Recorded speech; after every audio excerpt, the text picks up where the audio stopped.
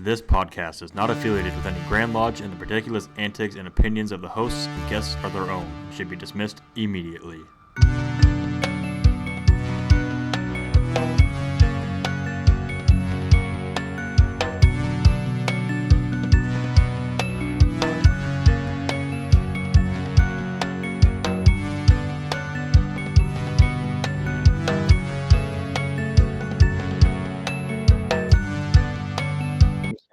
There we go. We're recording? We are recording. All right. Hey, we're recording. Welcome to Studio 357 Masonic Podcast. I'm not even sure I can speak because I'm a little starstruck. I'll tell you, I'll give you a little bit of a background. This is how the last couple of weeks ago, and I got a text message late from Joe. Jim, give me a call. Jim, give me a call. What's the matter? So somebody was a little excited, and then he got us excited. We're really excited for this show. I've been looking forward to this. He was texting me yesterday. He texted me today about texting. So yeah, we're really excited. Yeah. So just to keep everybody's in suspense, let's shout out to our show sponsors real quick. Mm-hmm.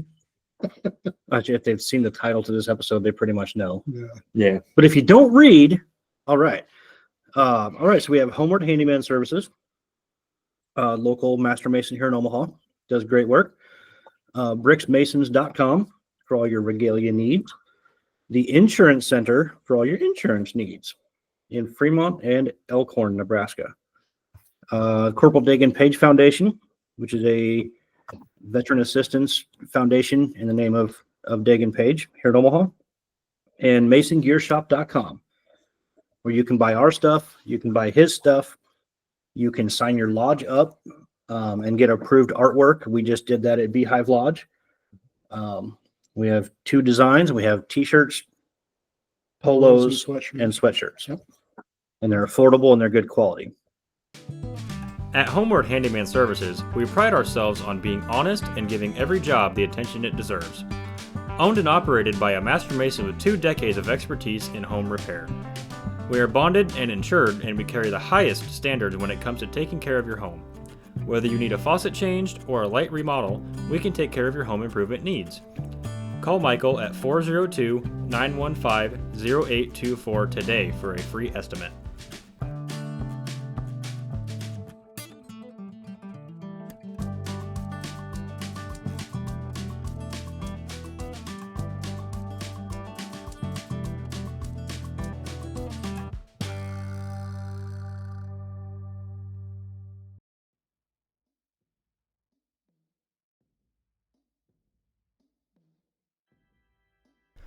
Your one-stop Masonic marketplace. You are the hero of this journey. We want to proudly stand behind you every step of the way. We want to enable you to go the extra mile in your Masonic travels. We want you to look your very best on every occasion. Investing in high-quality regalia shouldn't be a burden. We know you want to be better. We know you want to make a difference. We don't think you should compromise. Be your best. Visit bricksmasons.com today.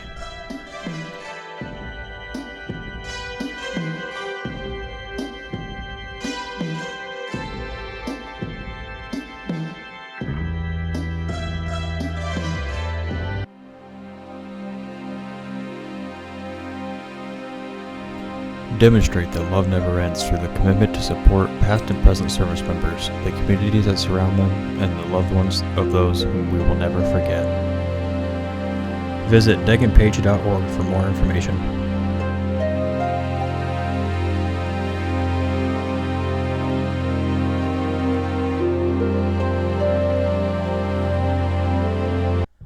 When it comes to something as important as insurance, it's imperative that you work with an agency who has an in-depth knowledge of multiple insurance products, companies, and guidelines, not just one.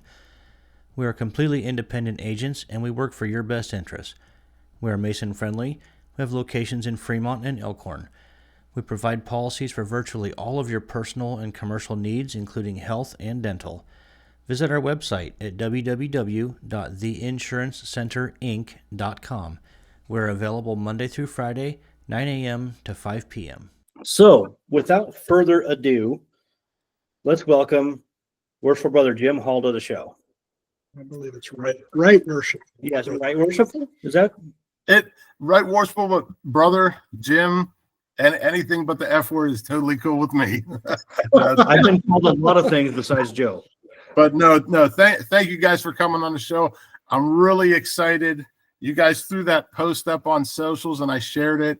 And one of the guys that's on our defensive coaching staff called me and said, so are we going to have to call you Icon at the football practices? Oh my God, here we go. But no, I'm excited. I can't wait to talk, guys. Thanks for having me. Perfect. So let's round robin. Do you know what you've been up to the last 2 weeks? Working on a fire truck nonstop. I'm tired of That it. sounds like a bad time. It is. Did you get it going? No, we haven't got the parts in to get it running. Awesome.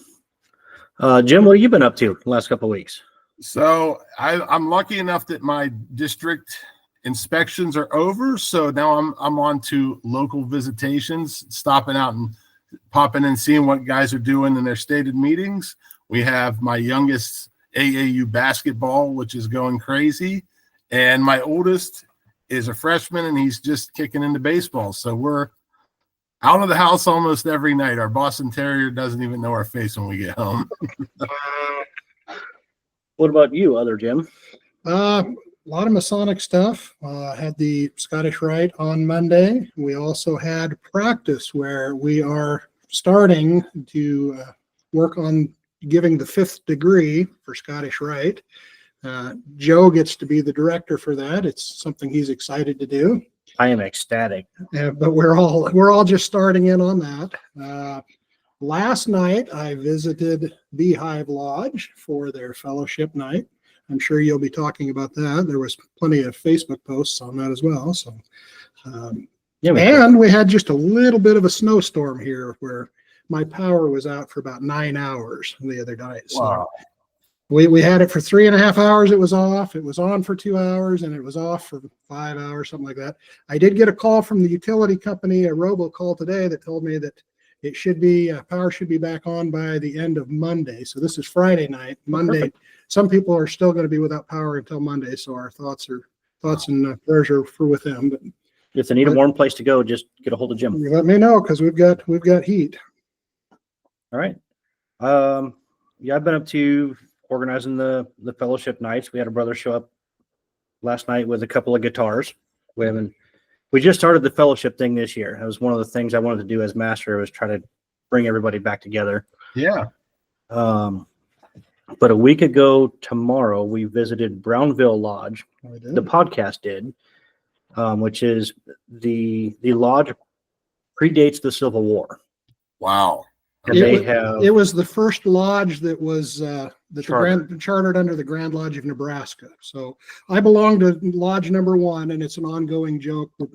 I let everybody know that we are the oldest lodge in the state of Nebraska. But Brownville happened to be the first chartered under the Grand Lodge. So Okay. Nice. Yeah. And they have handwritten meeting minutes. we don't want to spoil all the surprise. We get the show coming up here in May. Oh yeah, but they have handwritten stuff, and some of it's kind of hard to make out because the paper's so old and the ink's starting to fade. Really Yeah. cool. But yeah, it's a pretty good episode. I think everybody will like it. So let's jump into some questions. You want to go first? Well, I suppose. Put your glasses on. Tell us where you're from, what lodge you belong to there, Jim. Well, I am from East Palestine, Ohio, in the Grand Lodge of Ohio, obviously, and I am a member, past master of East Palestine Lodge, number 417 in the 24th district. Okay. All right. And So on a side note, we're already going to start the tangents. I work for a railroad, so I have to ask, how is your community doing? How are and not the railroad that you are familiar with, but a different one. How is the community? How are things going out there? You know what? It's funny. I almost said yes, the same Palestine from the railroad, but you never know who has heard of. You know what? We're doing all right. It's the weirdest situation where the train derails. There's this huge fire. They have to evacuate. Nobody gets injured visually. There isn't. So there's no businesses that burn down. It was like kind of a perfect landing where it was. And obviously the fallout afterwards has just been, tremendous with a town of 4,700 people, and you add in news reporters on every corner, is like, I would just like this to go back to being our quiet rural town that I enjoy, So I think that the biggest upheaval has been the media barrage. And then, as the railroad says, hey, we're going to make promises to give you guys all this money and everything. Well, it kind of turns everybody against the money shouldn't go there. It should go here. And it's like, hey, listen, they're not giving the money to Jim Hall. They're giving it to the town, or they're saying, hey, we'll take this building and update it. So, a lot of it we don't even get choices in, but obviously people like to target the local leadership and say, you didn't do this right because blah, blah, blah. How everybody has their grand scheme of how it should work. But on the whole, I know it kind of went dark there for a minute. We're actually doing very well. I can say I could see the railroad from my front porch. I'm still here. I don't have a third eye yet. I'm hoping it doesn't grow. Right. The family's healthy, and, we're trying to just get back to normal. So, Yeah, I actually have been on both sides of that. Our community years ago, we had a derailment. It wasn't anything like what you had, but they had a chemical leak of benzene. And so I know what it's like to get uprooted and the fears and everything, but I'm really glad to hear that things that there hasn't been any serious damage yet. right. Hopes and thoughts for everybody. Appreciate it. Yeah. That was a good rabbit hole. That was pretty good. I like it. Love rabbit That's hole. that's how our show works, Jim. We come up with a topic and then we end up way away from it. No problem. I could talk. We like being a little rough around the edges. Sure. We were going to name the show the Rough Ashlers, but it was already taken. So I got you. All right. So what or who brought you into Masonry? So it's a funny story. My grandfather was a Mason, and I can remember his ring. I'm wearing my ring here. It kind of looks like a Super Bowl thing, but I'm that proud of it that, it's a journey. I'm a past master. Anybody that sat in the East knows that's a whole journey. It's very proud of that. And I can remember that ring, and I didn't know what it meant. I can remember seeing the star and the square and compass on the back of their car.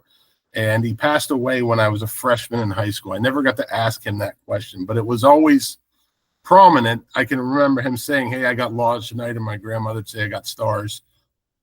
And that was kind of my connection to it. He passed, and I remember seeing it downtown, driving past all the time. And honestly, when the National Treasure came out, I hate to be one of those guys, that half of your listeners just rolled their eyes like, oh God, here we go. Hey man, You know what? They can say what they want. It spiked membership. And the other half said, I got to remember to watch that again soon. That's right. Nicolas Cage, what a guy. No, so that happened, and I told my wife, like, hey, listen, this is something I'd been thinking about. And she cut straight to the chase, and she's like, well, go join. What are you waiting for? And I'm like, I don't know how. I don't know. What do I do? The door's locked, the light's off. I don't know what I'm even supposed to do, right? So it took probably another 10 years, and then I end up coming in on my day off at work. And the gentleman I was with was talking about a guy I knew, and he's like, yeah, I see him down at the lodge all the time. And I'm like, oh, that's funny, Ryan. I don't see you at the Moose ever. He starts laughing, and he's like, the Masonic Lodge, Jim. And floodgates open. I hit him with every question, and we spent a whole day talking about it. And 11 and a half years later, here we are, loving it. I love it. It's your turn. All right. He doesn't talk very much. Who has been one of the most influential Masons in your life? Ooh. Well, I don't know how much time we got. All the time in the world. You know what? There's so many, and for anybody listening, and I don't say your name, it's because there's so many out there that have directed me, guided me, given me sage advice when, my normal self would misstep. Right off the top, I got to say, Worshipful Brother Ryan Crisano, he's the gentleman that I worked with that, let me so easily knock on that door and was just as excited to give me information as I was to ask it. Worshipful brother Wade Bear. Ryan. It's in our officer line, and went Ryan, Crisano, Wade, and then myself. So these guys were pillars along my way. Wade is one of the best ritualists that I've ever seen. Photographic memory, which really bothers me. I'm glad that my wife teaches special ed, because she helps me all the time. I'm like, you can't learn it, but you got to help me. I don't know, but does she do online tutoring? I can inquire. But and those are home lodge guys.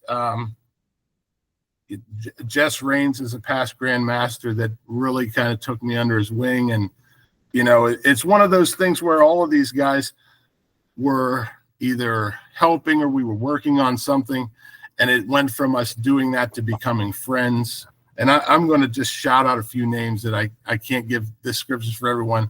Chad Kapinski, Jason Laramie, Adam Hickman's there. He's always got my back when I need to ask him something, or, hey, listen, I got this stupid idea that I don't really want to bring up in lodge, even though I'm bringing up everything. I don't care. And he's like, all right, let's go. Let's shoot for the moon, see what happens. And there's so many more. That's the thing. There's, I had a ton of people on the show that I've had, and like I said, I know there's a lot of guys out there I haven't said, but every one of you out there have touched me, moved me, inspired me, on those nights. And you guys know podcasting, when you're getting into it, and it's like, you know what, man, I'd rather just watch the game or have a beer or go to bed. I don't want to edit this. You know what I mean? And you get that message from that one guy that says, you know what, I found your show, or I saw your post and inspired me to join lodge, go back to lodge, anything like that. Those are moments, or, guys that kind of say, listen, what you're doing is good work. Keep it up. Like there's so many of them. So I just to touch a few. I'm a talker. I'm going to ramble unless you give me the cane off the show. So No. We're not going to stop you. We're not going to stop you. I mean, it's podcasting. It's kind of what we do, right? exactly. On my question, I'm going to skip over these. I got one that's kind of. I got to say that I'm a big fan. I've only been a Mason since August. I was raised in August. Actually, April was when I was initiated. But Wow. your podcast was one of the things that I found right off the bat, and I take something from it every time I listen. Mm-hmm. So having listened for a little while, I hear you talk about all the different roles you've had. Can you give us a list of all the different hats you've worn, and what was your favorite of all of them? The different roles you. All right. Palestine people were thinking, God, could his head get any bigger? That's what I get. And you know what the thing is? It's just out of the love for the fraternity. And, if you would have backed up 11 and a half years, I would have said, no, I couldn't do any of this stuff. And that's what that chipping away that rough ashlar's given me, is the confidence to grow and expound upon myself. But some of those things, obviously, I've went through the officer chair and in Ohio, so some of those may be different, but the basics are all the same. Past master in 2019. I'm a past district association president in 2021. The district association works with the lodges to bring them together. We do Grand Master's reception. The whole Grand Lodge comes and we celebrate them once a year. And then we try to do things where we are joining lodges together to get them outside of their four walls and doing things together and sharing ideas and just getting out in the public. So that's kind of what the association does. Past district education officer. And that job would be going to the district or to each lodge. There's 7 lodges that I would have been a district education officer over, and working with their lodge education officer. What kind of education are you presenting? Are you reading off a short talk bulletin? Are you coming in and saying, hey, listen, this is my idea. This is my thought. I saw one gentleman do a whole lecture on fly fishing. Worshipful brother Bob Batchelor did this, and the whole time I'm sitting there and I'm like, and he's from Palestine, but this is one of the things that was nice. I'm sitting there and I'm like, okay, And I'm digging it. I'm not a fisherman, but I'm interested in things. I'm curious. And at the end, he just had this nice little tie-up that brought it to Masonry. And I was like, wow, man, like that hit. And, you know, just working on what is education? Is education the 5 minutes you have a lodge education officer or a gentleman standing up presenting something? Or is lodge education also working on ritual? Is lodge education taking somebody and say, hey, listen, we're going to learn how to grow our social media outlets, how we're going to do something like this, how we're going to grow membership outside these walls.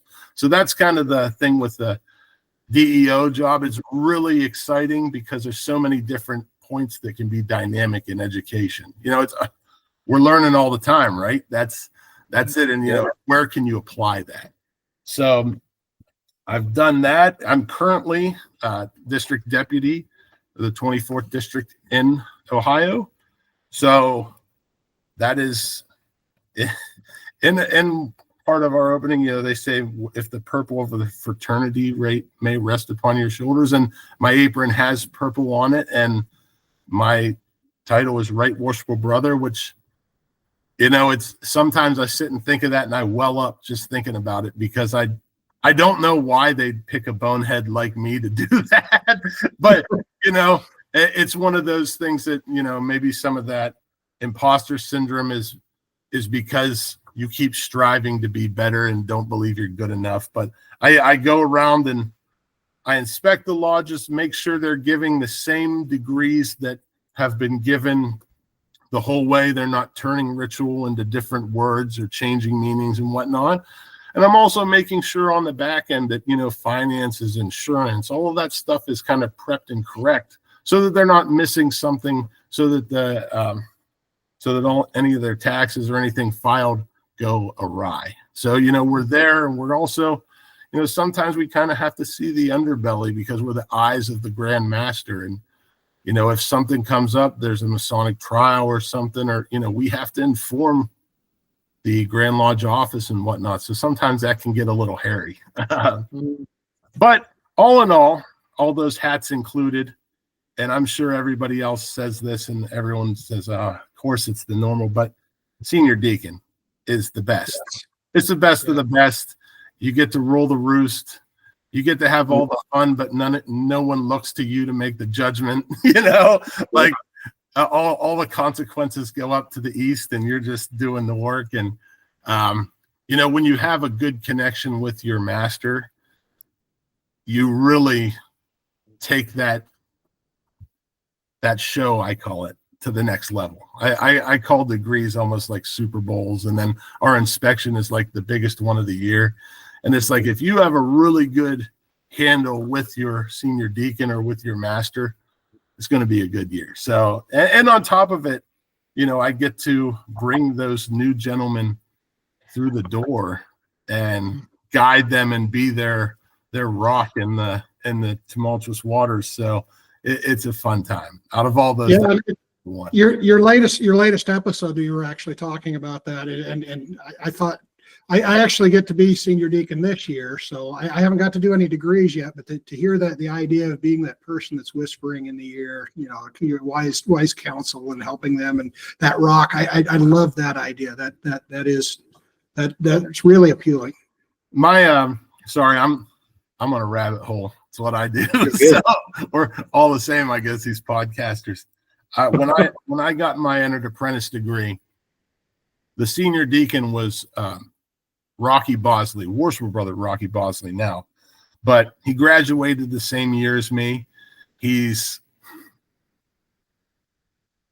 an acquired taste, I'll say. Okay, and he's not afraid to tell you exactly what he thinks, no matter what feelings are stepped on. Doesn't matter.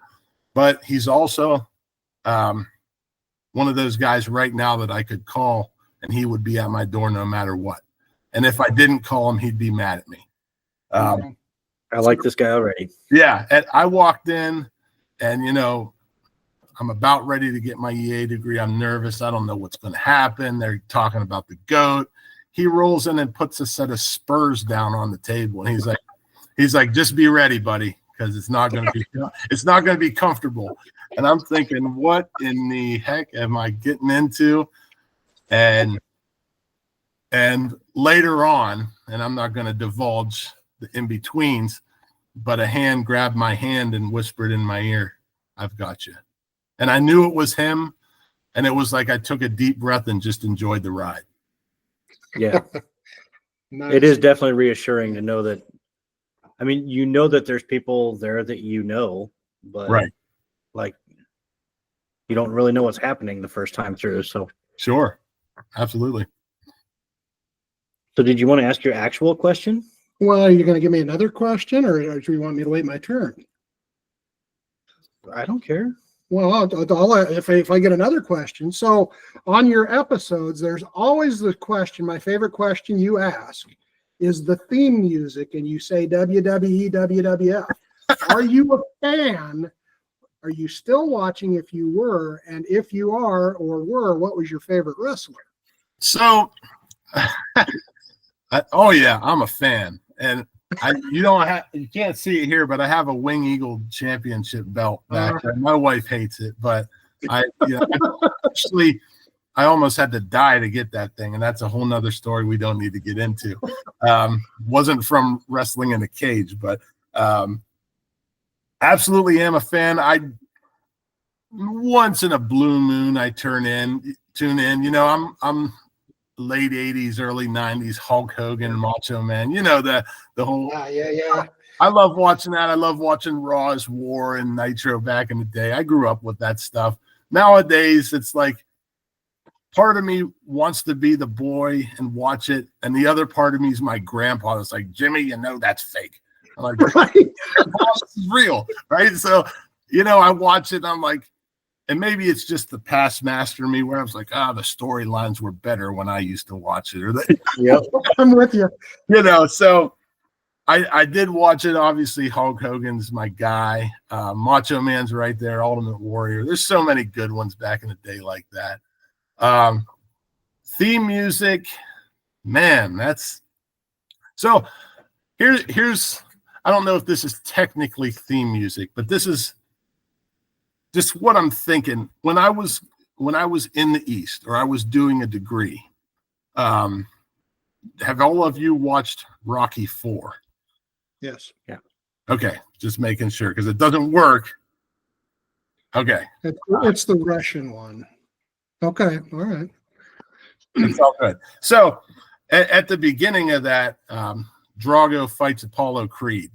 And, they're in Las Vegas, and Apollo, it's a big show. He's dancing around, and, America. Yeah, right. That James Brown's blasting. And so in my head, I'm walking in, I'm composed, I'm in a tux, and, I got the top hat and the bow tie tied. I'm real prim and proper and look good. And in my head, it's Apollo Creed with his boxing glove out yelling, "It's showtime! It's showtime!" So I don't know if I necessarily have a theme music, but that's the thing I think of whenever something's going on where I have to go speak. Yeah. It's Apollo Creed yelling, "It's showtime." So I know that's kind of off kilter a little bit, but that's my thing. Perfect. So I actually, I was probably 5 years old. So this is back in Hulk Hogan's heyday. We were at one of the terminals at Epley Airfield here in Omaha, and he walked in off the airplane. And as big as he was back in the early 80s, his bodyguards were bigger. Really? Oh, yeah. I mean, just mountains of men. I mean, they had to have been 9.5 feet tall, It was incredible. We went, and now I got a Hulk Hogan story. So we went to, my uncle was going to take us to see, they were at the Richfield Coliseum, which is where the Cavs used to play back when Michael Jordan beat the crap out of Craig Elo. If you watch basketball, yeah, any basketball guy knows that shot. But so he was going to go as me, my younger brother, my dad, and my uncle. And I'm so excited, man. Like, it was the kind of thing, like, my parents weren't buying the pay-per-view back then. It wasn't as accessible or whatever. So it was just like Sunday mornings on USA or whatever. we're there. I'm pumped. I can't wait. And like 5 people ahead of us, they flipped the sold out sign. And I'm not kidding you. I don't like saying this a lot, but like I just cried. I just started crying. And my uncle, so it was like, okay, it was Hulk Hogan and wrestling. And he's like, well, you know what, guys, I'll get you Wendy's then. I was like, listen, man, a Frosty's not cutting it tonight. So that's why I never got to see it, but it is what it is. I probably saw the main event when I got home at my grandmother's, when we all got together, but that's all right. It sounds like we're coming from the same page, same era, same. My Facebook profile pic, Hulk Hogan was hawking beer here in town, and so I got my picture with him. So I that was the first time I finally got to meet him, and we could talk wrestling all day. I'm just with you though. I don't get to watch it very often anymore, but 80s and 90s, that was some of the best memories. Wrestling with my kid brothers while we're watching pro wrestling on TV. So. That's it. The Ultimate Warrior. Was it Goldberg? Oh yeah. Do you find Gold Dust? Do you find, looking back on it, that your favorite wrestlers changed? Because Hulk Hogan was my man at the time, but looking back, I couldn't stand Ric Flair. I couldn't stand Roddy Piper. But I'll say now those are probably 2 of my favorites. Looking back at it, you see some of those guys, and obviously you see the big red and yellow and the huge muscles and the belt, and that's your guy in America and the flag, and like. You're right. When you get older, you see the showman of it, and how quick-witted they are, and some of the slick things they put on the mic. That's like, man, a younger me just thought that was a woo, but the older me's like, wow, that a lot of backhanded meeting there, So yeah, it's a lot of fun to go through those old ones and watch some of those promos and things like that. It's a lot of fun. Oh, Mean Gene, man, he was. Oh. I don't know how he kept it together sometimes. You better get us back on the rails. Okay. We may not even know the answer to this, but is there anything in Ohio, let's say ritual or proceedings, that differs from Nebraska? And without really talking off camera in depth, we don't really know. Yeah, you know what? That's the tough thing is I haven't had the opportunity to come out to Nebraska. I'm looking upstairs because my wife's directly above us, and if she heard me say going to Nebraska, she'd be like, "Whoa, wait a minute, what's happening?" I'm sure that I've been to Indiana, I've been to Pennsylvania and West Virginia just because they're local, and you see that it's all the same and completely different. It seems like the messages. I'm putting air quotes up. I guess people can see me this time. Normally they can't. Yeah, and it's all conveying the same message, and maybe you have a guy sitting in a different area or moving, or maybe instead of Tyler, he's an inner guard, or whatever that may be. But it seems like the little differences are still telling the same story from what I've seen in the local areas that I've been in. I've heard that Pennsylvania is quite a bit different. And he's pretty close. No. Yeah, you guys are right next door. Yeah, I'm like less than a quarter mile from Pennsylvania. Really? Yeah, I'm right on the doorstep. So poor guy. We're really says the Nebraskan. we're really close to Iowa, so we always talk bad about Iowa. Yeah, we smell gotcha. Especially their football program. Well, see, but Ohio would be talking about the team up north. See, that's what they're worried about. Yeah, that's the only team we can't beat them. We win national championships, can't beat them. My buddy Adam Hickman's a Michigan big guy, so I posted the national championship, and he just sent me a picture of the Michigan flag, and I'm like, I knew you were going to send it. I'm sorry I said the M-word. Sorry, guys. Okay, so I'm gonna take another one. Okay. So this little play on words.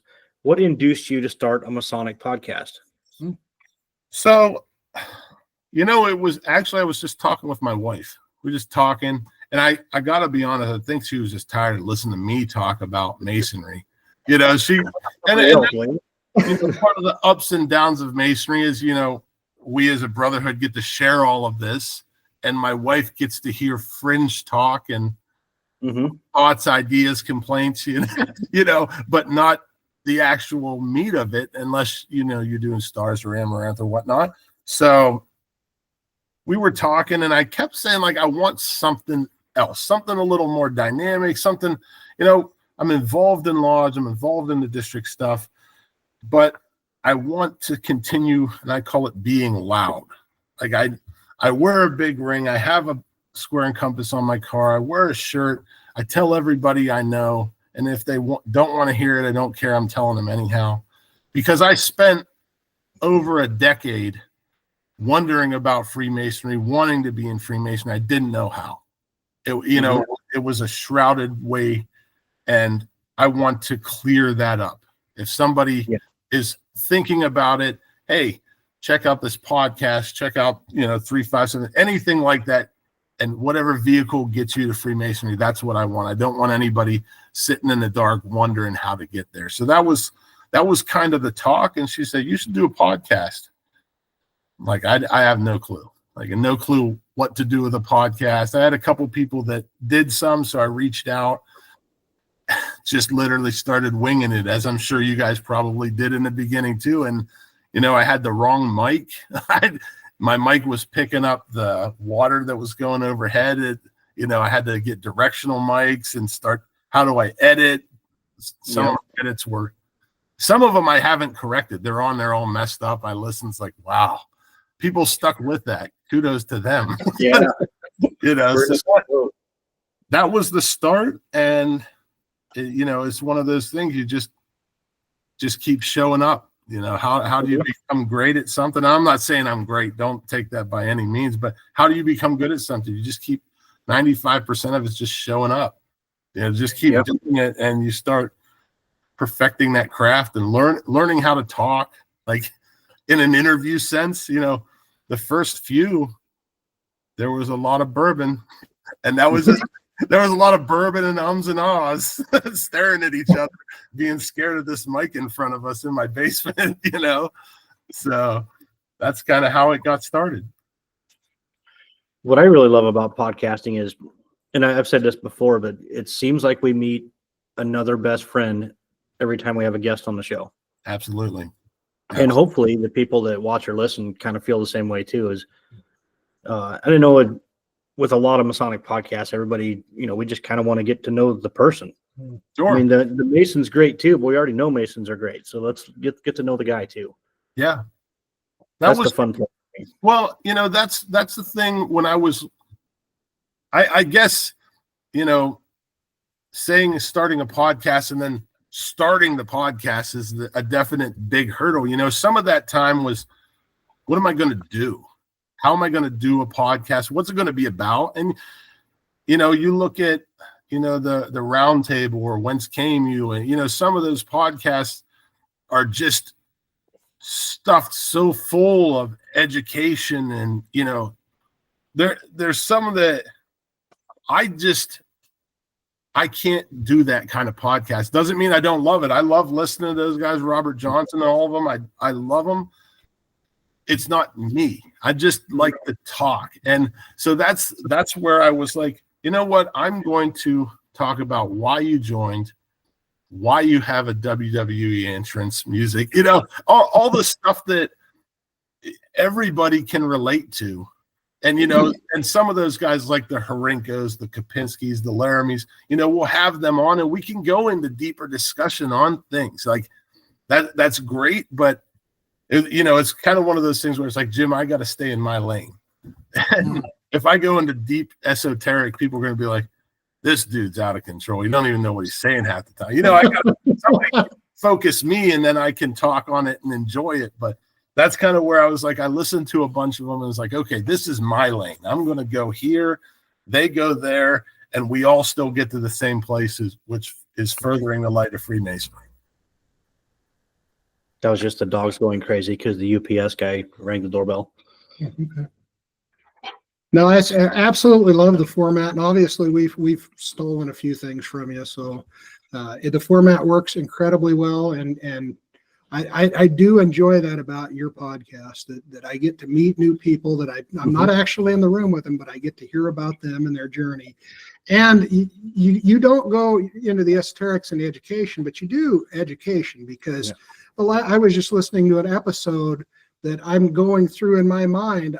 Someday, God willing, I'm going to be in the East. So I'm taking words of encouragement and things that I should work on from your podcast. So don't think that it's not educational. I'm just loving the inside story that I've got to live yet. So thank you, my brother. I appreciate that.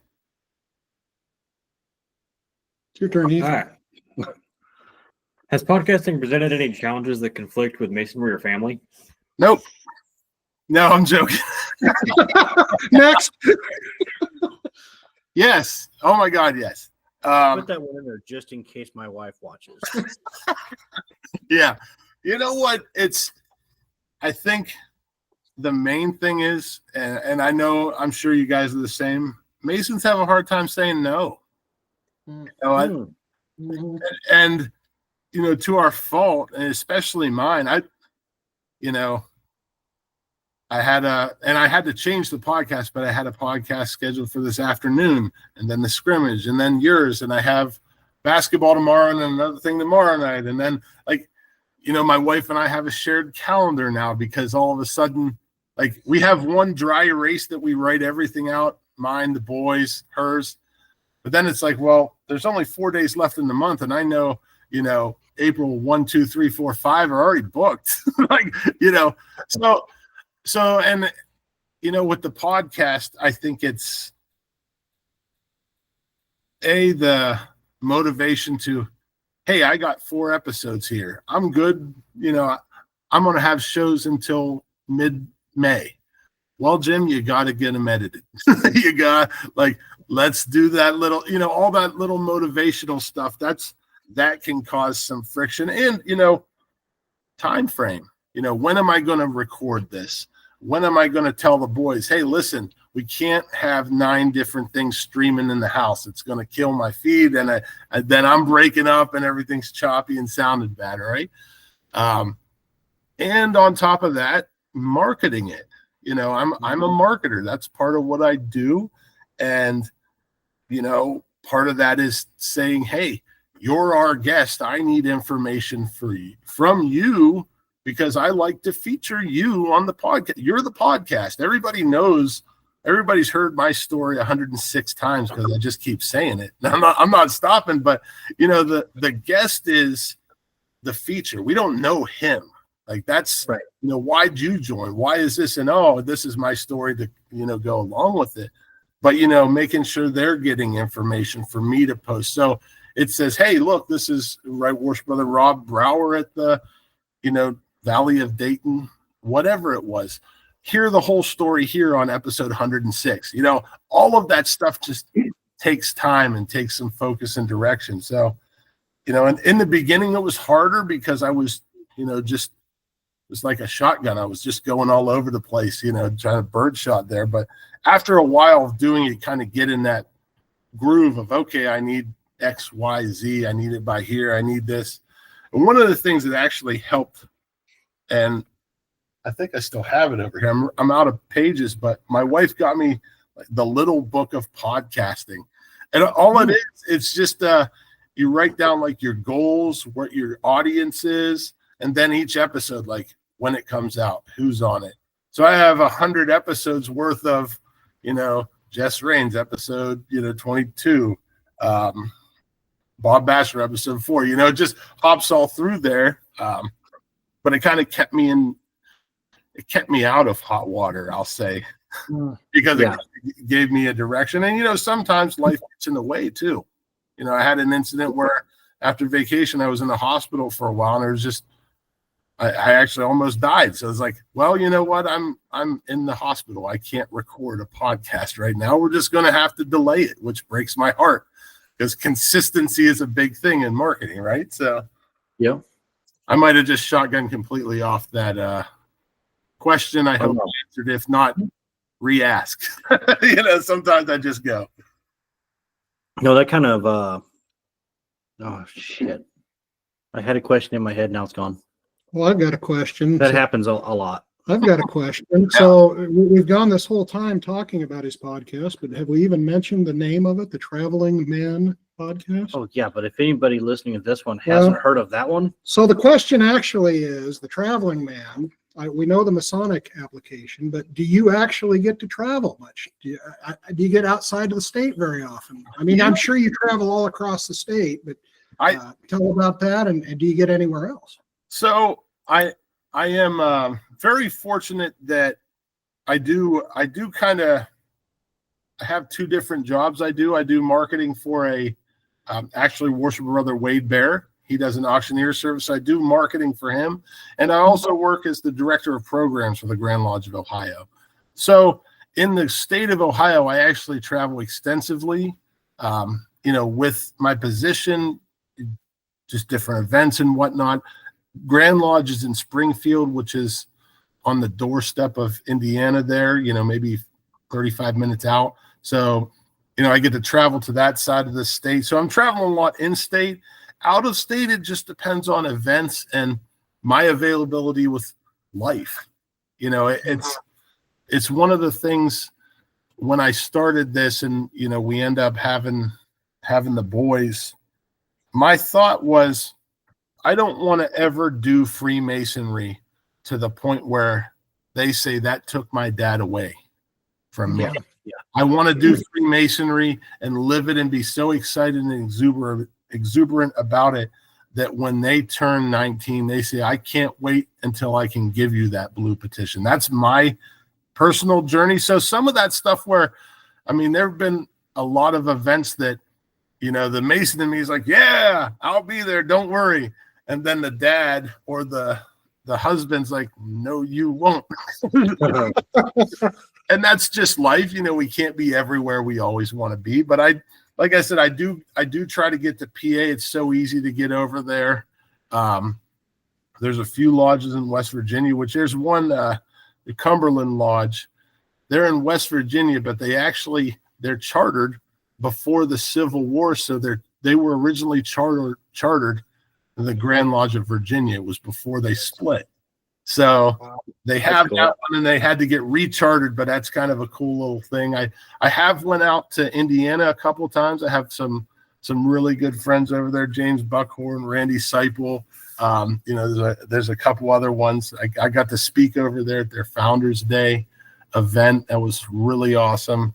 And the thing I think is beautiful about this, and I made a note of this right before we went live, is all of this, Indiana, PA, West Virginia, Springfield, Ohio, Nebraska, United Kingdom, James Dalton's over there. I'm good friends with. It's all because of Freemasonry. Mm-hmm. You gentlemen and me are 869 miles apart right now. We would have never had a reason, never known each other, never anything, except for this wonderful fraternity.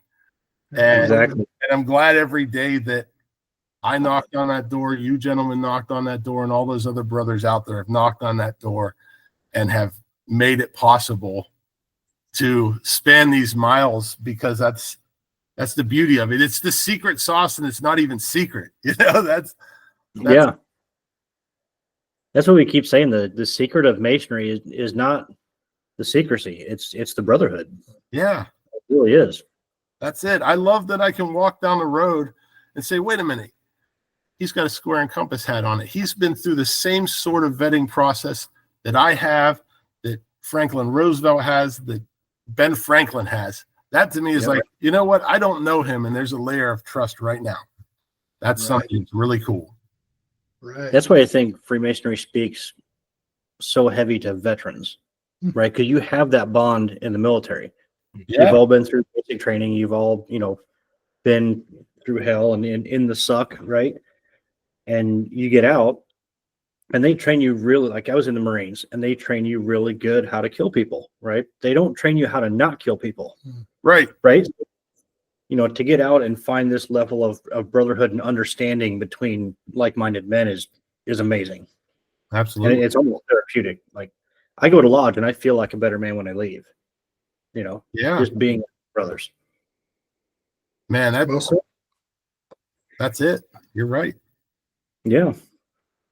So getting back to the podcasting thing after that rabbit hole is, so how far ahead do you schedule guests and how far ahead do you record? Oh, so, there are, I would say 80% of the time, I'm about 2 weeks out. I don't record long out. A couple reasons.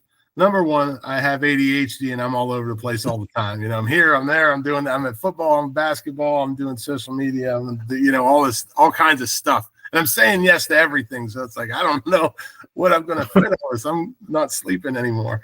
But, what I wanted to do, and I'm looking for my notepad here. I actually have the next 4 podcasts scheduled out. I have one more that I had to cancel today that would make all of these scheduled. And that's actually the most I've been scheduled out in probably almost ever. And the reason for that is, number one, I get complacent. It's like, okay, it's done. It's out there. We've recorded. I don't need to worry about this. And then it ends up Sunday night biting me in the butt. And my wife's like, you got to get down there and edit that thing. And it's like, oh, it's 10:30. The podcast comes out at midnight. Why did I wait? That normal. Yeah. I still act like my 14-year-old. I complain at him, do as I say, not as I do. But, so, and the other aspect is I want it to be up to date as much as possible. There's, if you and I are recording this and it doesn't come out until August, a lot of things might have changed. Maybe I'm got kicked out of the lodge. Who knows what might have happened, maybe, hopefully not. But there's, anything could happen in there. So I really want to give the closest to the cuff information. And it keeps me, I think, from getting complacent. It keeps me on my heels and, moving and shaking. So. Yeah. So we schedule out. I try to schedule out as far as I can. Sure. It's a better business plan than what I have. But we're scheduled through May. We've got a couple of outliers, like one in July, one in August. But we usually, like we're recording tonight on a Friday night, and it will release Sunday night. Sure. So we try to stay up to date, just for upcoming events. And I offer it up to our masters and wardens. I guess it's a club. So they include me on their calendar so I can throw announcements out there and our local Tangier Shrine and the Scottish Rite. We just, we're here and we have an outlet for media. Let's at least get a little bit of heads up of what's coming down the road. Sure. But yeah, we typically, now the one we recorded last Saturday won't come out until May, but that was so we could record tonight. So, or that we could release this one on Sunday. Awesome. Thank you. So, Jim, we started this at annual communications this year. So we have a number of questions between 1 and 33. That wasn't on purpose. Okay, nice. And then we have, we can either do a random number generator or you can pick a number between 1 and 33. And we've got a correlating question. Wow. Okay. Well, how many questions am I picking? Am I just picking? We can do as many as you want. Well, we typically do 3 or 4. Okay. Well, I'll just keep picking, and I won't pick number 33 because I'm not a 33rd, so I don't think that's correct. So we'll go with 32 first. 32. Hopefully, it's an easy. Who's been a mentor that has helped you along your journey? Oh man, we touched on this, and I like to. There's so many. Like I said, that's a question that I could answer differently 100 different times. One of the guys that, my boss at the Grand Lodge, Most Worshipful Brother Keith Newton, is one I have to say Because he's my boss. No, I'm joking. No, honestly, Keith is one of the most gentle souls I've ever met. Just, times that I'm frustrated with my work or things I'm doing, he's just so excited that I'm excited about Freemasonry and loving it and willing to pick me up over things that the everyday Mason doesn't get to see, because these are Grand Lodge office things that we're dealing with and working through on the back end. The second one is Right Worship Brother Tim Klein. He's out of the Cleveland area, Forest City Lodge, which I am a plural member of. He's another one of those sounding boards. Me and him are big into nerd stuff. I love everything, but when I was young, nerds is a bad word. You can't say it. Like, listen, the hell with that, man. I love Star Wars and Star Trek, and I could say both. I know it's weird, but I like both of them. I like wrestling, and I like shooting guns, and I like drawing, and I like, you could do all that. It's the weird stuff that makes us cool. I was trying to tell my freshman that he doesn't think that's cool yet. So he'll get there one day.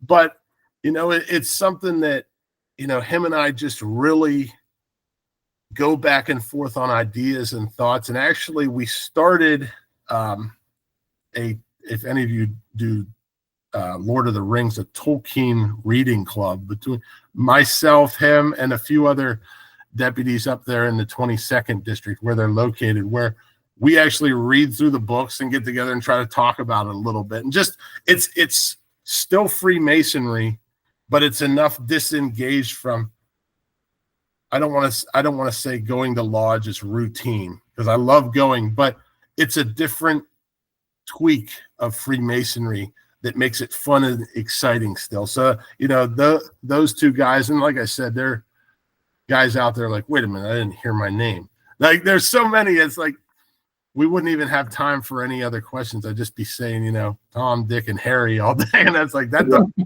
justice either, Fair enough. 17. All right. Sorry, 17. Yelling numbers. Can you read that? Yeah, I can make it bigger, Jim. Just because I'm the oldest one. What lodge would you most like to visit? Wow.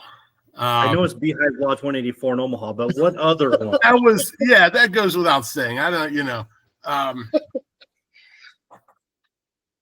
man, that's tough.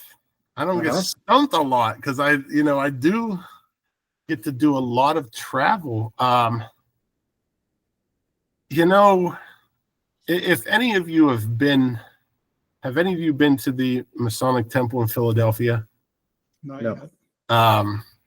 If you ever have the opportunity, please go there. It's unbelievable. And there are so many different Masonic edifices across the country that are beautiful. But I happened to make it out there, and we just happened to catch a lodge on their night, and we went into Williamson Corinthian Lodge, myself, Ben Barnes, and Jack Barnhouse. And it's the same thing like as right here. It's like we've been there all the time. They asked us to talk. We had a few laughs and everything. So, I wouldn't just say Williamson Corinthian, but any lodge in the Philadelphia Temple. It's such a beautiful place. And they have so many different, the Egyptian room, the main hall room, that they all have different lodges in. It's just cool to experience that. So that's going to be my blanket answer, because I can't say one lodge in particular because there's so many. All right, let's do another one. Yeah. Oh, sorry. I'm like, okay, shoot. All right. How about lucky number 13? All right. What keeps you coming back for more? Oh man, this is it. It's right here. It is oh my goodness. I have a phrase that I always use, and for God's sakes, I can't remember. Chad Kapinski's going to strangle me. Meaningful connections. That's it. I'm sorry. I don't know what's going on. It's Friday night. It's the meaningful connections. It's knowing that it's right now talking, and as we're talking, in my head, I'm thinking, how in the hell can I get to Beehive Lodge? I need to be out there. I need to go there. I need to go see Chad Kopinski again because I haven't seen him. I need to go to Wisconsin and see Jason Laramie. I need to go see these guys because they're my brothers. They're my friends. They're the people I trust other than the small circle of family and a few close friends that aren't Masons. They should be, but that's another story. And on top of it, it's the education that you receive and the constant chipping away of your rough ashlar. I say so many times, me 11 and a half years ago was just a total train wreck of, I would never be able to do this. I'd sound terrible. I wouldn't know what to talk about, wouldn't know how to express myself. And, the things that Lodge has given me, the ability to know I can stand up and talk, and the guys around me are just there and want me to do well. They're not ready to throw tomatoes at me. They're there for me. It's given me that ability to take that outside of Lodge and grow myself as a human being. I know it's such a, eye roller when I say we take good men and make them better. Well, you know what we do? And it's spot on, and you really got to jump into it and take it yourself. It's, if you just become a Mason and stay at home your whole life, you're never going to change other than, you get to be a Mason, and I'm sure you live Masonically. I'm not saying you're not less of a Mason, but I wouldn't have had the transformation in my life if it wasn't for Freemasonry and the brothers that I hold dear to me. Yeah. Well put. You can't top that. Yeah. How do you follow that? No. This is how we just say it's your turn. It's open discussion. We can talk about anything you want to. Oh boy. So, okay. So I'm going to flip the script here real quick. What is it that made you guys start the podcast? Because that's something that I've thought of the whole time been talking. What was the motivator, and what brought? Was it one guy, or was it the three of you, or how did you decide, all right, we're all going to come together? It was kind of just me. Mm-hmm. We would sit around the fire, and once in a while, so I struggle with PTSD and anxiety and stuff. So when he was underage, we would sit out by the fire, and he would watch me drink beer, and sometimes I'd have a really rough night. Sure. And I'd call my brother Dave, and he's the one that brought me into the fraternity. Yeah. So he would come over, and we wouldn't even talk. It was just that he was there, Sure. Yep. But more times than not, we would end up talking about Freemasonry, and I'm talking to this guy at work, or I'm talking to this guy at church, or whatever, and it just evolved into, we're talking about Freemasonry so much. Why don't we just put a camera in front of us? Yeah, absolutely. So he happened to have a very expensive camera, and he's like, yeah, we can do that. Sure. And my wife said, are you crazy? I said, yeah, probably. And then we literally, our first microphone was from Walmart. Yeah, it was like $20. And we had horrible audio because we were trying to keep the camera plugged into power while we were recording, and we had feedback. Sure. While my dryer was running. While the dryer was running. Oh, the dryer's a killer. It's got me a few times. Yeah. Oh, it was a mess. And it's not much better now, but and honestly, I wanted to, we were going to just do it and have, like a weekly Masonic talk with us. Yeah. I thought, I want to meet more guys, and I want to learn more. Sure. So this is, as much as people listen to Masonic podcasts for a little bit of education, it's more, I did it more for my education. Yeah. Because I've learned immeasurable amounts of knowledge since we've started this show. Yeah. So yeah, that's kind of it in a nutshell. You got anything to add? No, you hit it pretty good. All right. And I'm the latecomer on it. So they did all the hard work. They continue to do all the hard work, but we actually, it's the story of the friendship is just what we were talking about earlier. I don't know that I would be hanging out with these guys right now if it weren't for Masonry. and Yeah. specifically this podcast. So I was listening to other podcasts and had found out about this one. This was probably about the third or fourth show that I'd heard about, but it was local. So Yeah. I started listening. They were doing it all on YouTube. I would turn my phone on to YouTube, but I couldn't watch it while I was driving. Sure. So anyway, we friended on Facebook and had the conversation later. I said, why don't you guys put that on audio so I can play it in the car? And they said, well, we're on Spotify. Oh, well, okay. But it just so happened that we friended each other on Facebook, and then we all joined the Scottish Rite together. We were in the same class. So our first introduction was in our class at Scottish Rite, but we'd friended each other on Facebook. Okay. So then I got to come in. I was supposed to be listening to another guest in the peanut gallery. Yeah. And he couldn't make it because of the weather. And Joe said, why don't you come and sit in?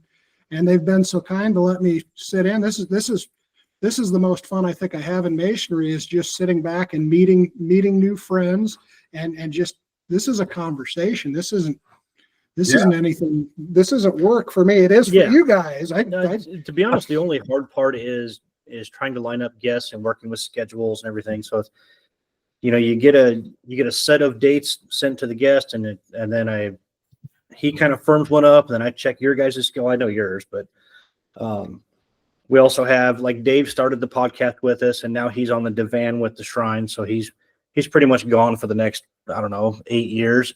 Sure. And then Jason, who is another regular co-host, he has a second job that he works evenings, like Friday and Saturday night at an event center here in town. But yeah, we were lucky that Jim wanted to step up and spend some time on camera. The honor's all mine. This is so much fun. This is my favorite part of Masonry so far. Yeah, we've had a past guest. He's a 33rd degree Mason in Omaha Valley, Scottish Rite. Yeah. And we typically, when we film, our camera limits us to 28 minutes for a file size.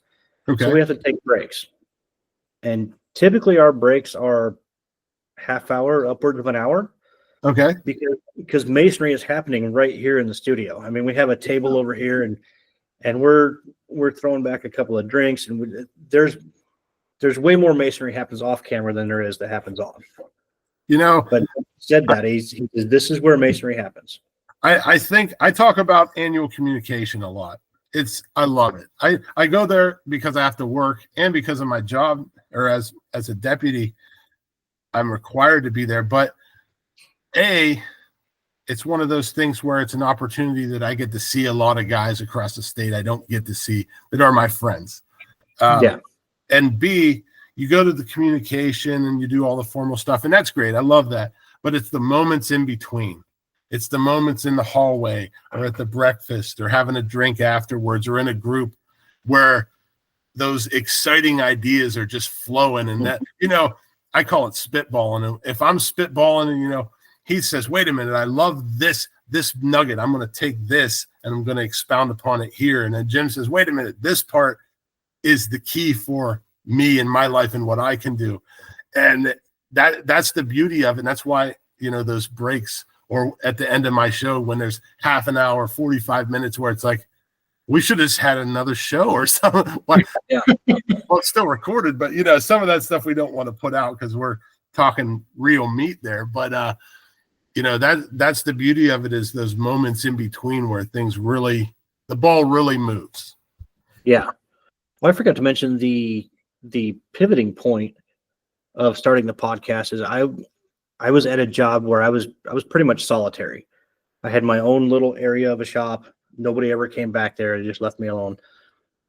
And so I had my big toolbox and I had the stereo, and I would just start listening to podcasts because I got tired of the same playlists on Spotify. Right. And Masonic Light podcast.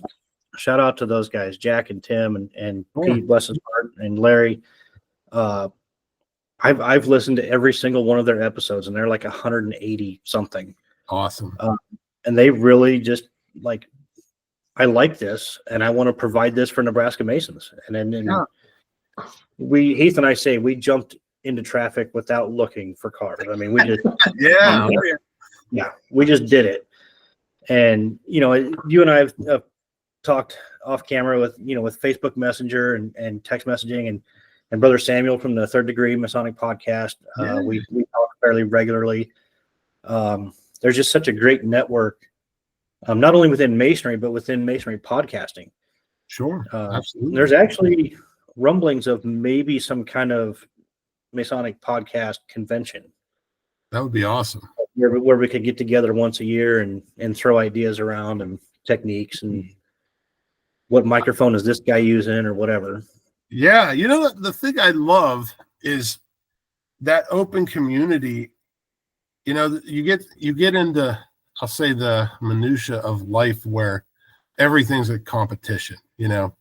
Yeah. The baseball scrimmage is a competition to who's getting, you know, that's a whole nother story. Anyways, but you know, like, everything's competitive and everything's well, you know what, if I tell 357 what I'm doing, you know, then that takes my edge away. And that's not how it is in Freemasonry. No. It's not how it is with these podcasters. You know, there's so many of them. You know, I've talked to Sam and you guys and Robert Johnson and guys from Minnesota, and everybody is so willing to say, oh my God, this worked and I love this and this and this and this was terrible and this is, you know, do this and go there. And that's I wouldn't have been able to hang on as long as I have if there wasn't so many guys that were like, oh no, just why aren't you doing this? Just change this. And you know, everything works out better. And that's, everybody's been so open back and forth. And that's why anytime anybody asks, like, yeah, man, I'll get on your show, come on mine, let's cross-pollinate and let's talk about what we love. Yeah. Because it's only helping everybody spread this light. Yeah. And there is a lot of, you know, like, oh, did you take that from another podcast? It's not like that in the Masonic world. No. Yeah, we did take it from another podcast because it works. And we're all spreading light. Emulation is the best compliment. Right. Exactly. Yeah. And, you know, I listened to a lot, especially when I was in that solitary job. I'd listen to 12 to 16 different podcasts throughout a day. You just take little bits, like you were talking with annual communication. You just take little bits here and there. Sure. And you kind of formulate your own, you know, rhythm, I guess, whatever. Yeah, absolutely. Format. Yeah. But yeah, it's super fun for us. It's a way to get together with your brothers on a Friday night. And not tonight, but we usually have, like I said, we have a big table over here with some chairs around it. It's usually fairly full with guys making funny faces at us. The peanut gallery. Yeah. Well, and you know, the best part of it, and this is when it really hit me. I went to communication, and I don't know if we were in Dayton or Cincinnati or Columbus. You know, it rotates in Ohio, you know, kind of where the current Grand Master is from is usually roundabout there, you know. And the first time somebody came up to me and said, hey, Jim, I was like, hey, you know, and I know he's a Mason, you know, that's, you know, and I didn't know him. He only knew me through the podcast. And I just sat there. I came home. And once again, my wife, she's a straight shooter too. She's like, if your head could get any bigger, my God. I'm like, oh, I'm not bragging. It's absolutely, like, 95% of the time I think I'm a real idiot. Like, what's going on? Why do people listen to this junk? You know, I'm just on here doing what I love. And, you know, I edit out a bunch of words where I stutter and blabber and, you know, make myself sound smarter than I am. But that was a part of it. Was like, wow, how could this happen? How could somebody be genuinely interested enough to not know me? You know, in the beginning, it's just your group, you know, your pals. Hey guys, go listen to my podcast. The new one's out. You know, 1, 2, 3, 10, 15.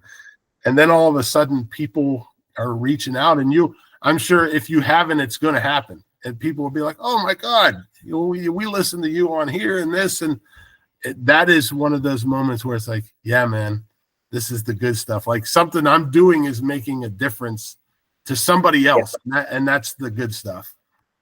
It has happened a little bit here and there at annual communications.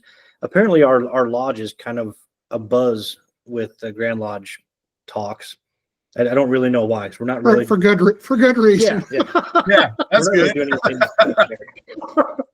But it was a little odd to be at annual communications and have somebody come up and shake your hands like, I have no idea who this is. Yeah. Um, Amazing. but the most memorable from this last year was we had was it 2 years ago?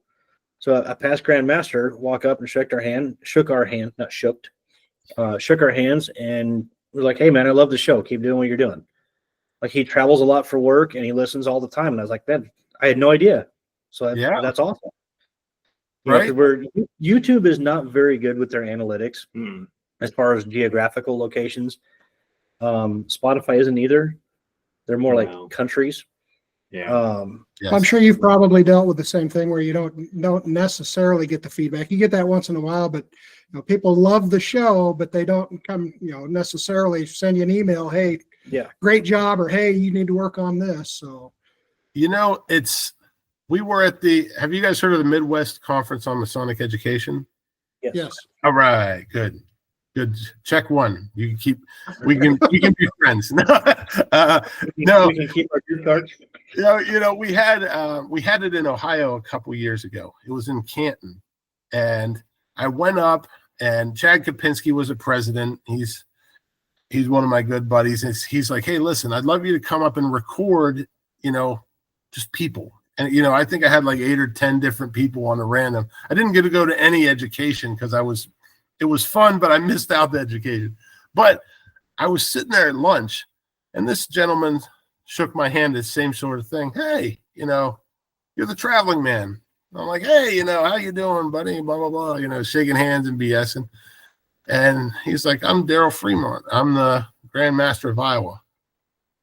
And I'm like, and immediately I start replaying what I just said. I'm like, "Oh my God, did I say something good? Holy cow!" and eventually he asked, he's like, "I'd love to come on the show." And it was just like, wait a minute, those guys with gold on their apron are listening to me. Like, it just, it's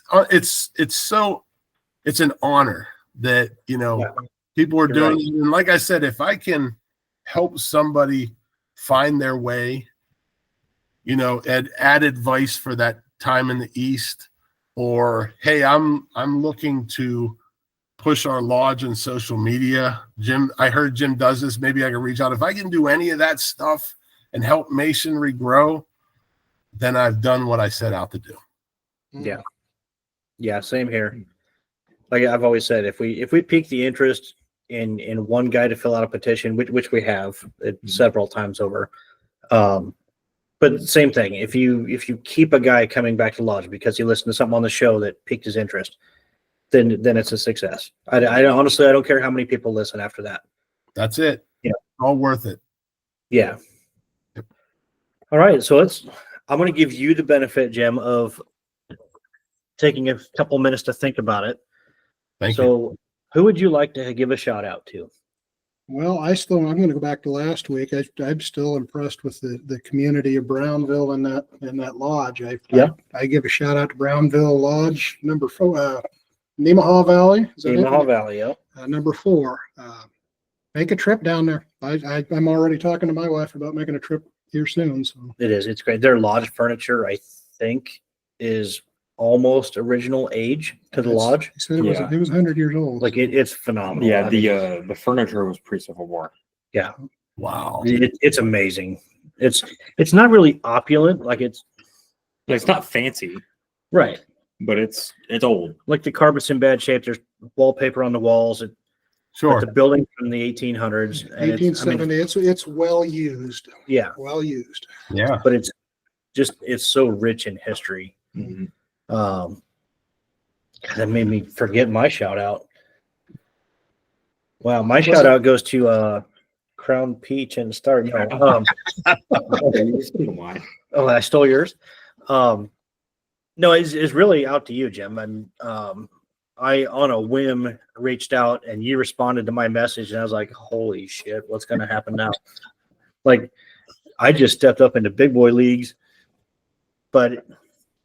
And he kept texting and kept texting and kept texting.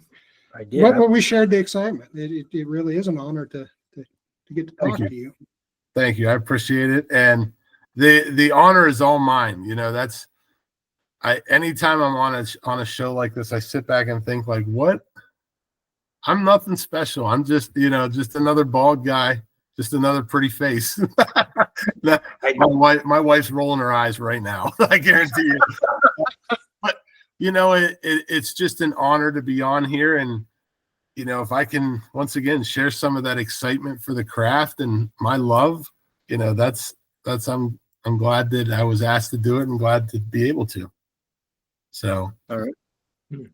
What's your shout out? My shout outs to the Canadians for making some good beach whiskey. All right. To the 22-year-old. So, once again, there's so many. I have 106 different episodes of shout outs I could do. Shout outs to you guys. Shout outs to, anybody and everybody. I think that the one thing that's really just hitting a home run right now, the Brethren of Western Star Lodge number 21, they're in my district. They started this thing, and is it that crazy of an idea? No, it's not, but they started a cigar night. Okay. And a lot of guys like cigars, but you know what? They have them, sometimes it's at Worshipful Brother Jeff Abnett's house, or they rotate, or they go to a cigar shop. And, I'm watching this on social media. I'm talking to them at district events, and, they'll get 10, 15 guys travel 20, 30, 40 minutes to a different cigar shop and sit down and have a drink and have a smoke and just enjoy that fellowship and whatever conversation, whether it's talking about the Brown Steelers or, the deeper meanings of Freemasonry come of it. It's really cool to see that type of thing. And they've actually had people petition because they're cigar smokers and think, wow, I didn't even realize this was a thing. So it's been, we did it at East Palestine once after a stated, and we stood out in our front yard for like 3.5 hours. And like, there were people driving by real slow, like, well, is this a seance? They're outside. Let's look, but it was a beautiful thing. And it's just one of those things that's really sparking my curiosity. It's like, we got to keep doing more stuff like this where we're doing Freemasonry, but we're out where other people can see the love and the fellowship that we have. Yeah. It makes it so much easier for that to grow outside of our ring of people. So that's my shout out. It's from Star 21. Yeah, that's actually why I wanted to start this fellowship night with Lodge. So we meet the first Thursday, but on the third Thursday, we just get together and hang out. Yeah. Because it's kind of like, your coworkers and you know them pretty well, you think. But if you meet them outside of work, it's a whole different ballgame. So it's, there's no pressure of, we got to eat dinner because we got to open Lodge, because we got to do the business, we got to pay our bills, then we got to go home. All of that's gone. We just hang out and be ourselves. Absolutely. Just relaxed atmosphere. I love it. Yeah. All right. So upcoming events, Thursday, March 27th at Beehive Lodge, the 184th. Beehive Lodge. We're going to be conferring the fellow craft degree on your best friend. He used to be my best friend, but he stole him. Oh, all right. Nice. I'm the one that brought him in, but he's the one that goes out to the bars with him. Okay. Anyways, that'll be at the Omaha Valley Scottish Rite. Dinner's at 6, degrees at 7. Everybody, all fellow craft and masters are welcome. And I think with that, Brother Jim, it's an absolute honor to have you on our show. Easy, pal. Easy. Oh, wait, we have more. Like, follow, subscribe, leave comments, feedback. We love that. Leave feedback for Brother Jim too. If anybody wants to be a guest, let us know. Let them know to get a hold of us. Get a hold of us on Facebook, email, whatever. Make sure they seek psychiatric care beforehand, and then tell them to get a hold of us. You're going to have a hard time getting anybody to sign up after we've had Jim Hall. Oh, I know. Yeah. Who's going to want to follow that? anything you want to add on your end of the country that you want people to know about? We have actually this coming Monday. I had the date.